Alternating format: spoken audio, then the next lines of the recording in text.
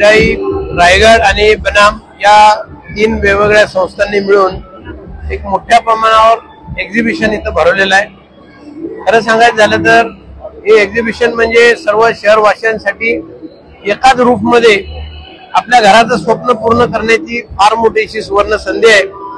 आणि या अशा प्रकारच्या एक्झिबिशनचे 2-3 जे फायदे होतात त्यामधला प्रमुख फायदा म्हणजे विविध घरांचं कंपॅरिझन ग्राहकांना एकाच छताखाली एकाच वेळेला करता येतं आणि मग किंमत त्यानंतर मिळणाऱ्या सुख सोयी या सगळ्या बाबी विचारात घेऊन आपल्या स्वप्नातलं घर निवडता येतं।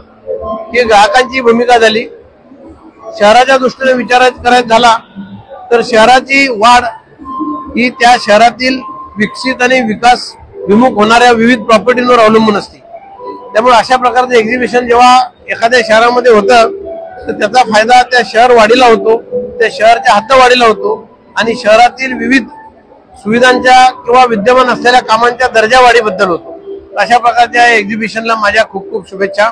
निश्चितच ग्राहकांना त्यांच्या स्वप्नातलं घर इथं मिळालं असेल अशा अपेक्षा करूया आणि सर्वांना खूप शुभेच्छा देऊया। Builders are the architect of the city, म्हणजे जे शहरं घडतात ते त्यांचा व्यवसाय म्हणून जरी बघत असले तरी त्याची दुसरी बाजू अशी असते की त्या व्यवसायामुळे एक शहर विकसित होत असतं। आता मी ज्या संस्थेमध्ये काम करतो ती सिडको प्लॉट विक्रीचा व्यवसाय करते किंवा प्लॉट पुरवण्याची आम्ही सोय करतो, व्यवस्था करतो। परंतु पुरवलेले प्लॉट हे विविध विकासकांच्या माध्यमातून विकसित होतात आणि ते जनतेच्या सेवेसाठी उपलब्ध होतात। त्यामुळे निश्चितच विकासकांची भूमिका आवश्यक आहे, महत्वाची आहे किंवा शहर विकासामधला तो एक महत्वाचा घटक आहे असं म्हणायला हरकत नाही। रिअल इस्टेट हा जो व्यवसाय आहे जो डेव्हलपरच्या माध्यमातून या ठिकाणी अस्तित्वामध्ये आलेला आहे। रिअल इस्टेटच्या माध्यमातून नागरिकांना त्यांची घरे मिळतात, अन्न वस्त्र निवारा याच्यामध्ये प्रमुख गरज ही निवारा ही आहे आणि ही डेव्हलपरच्या माध्यमातून आपल्याला होत असते।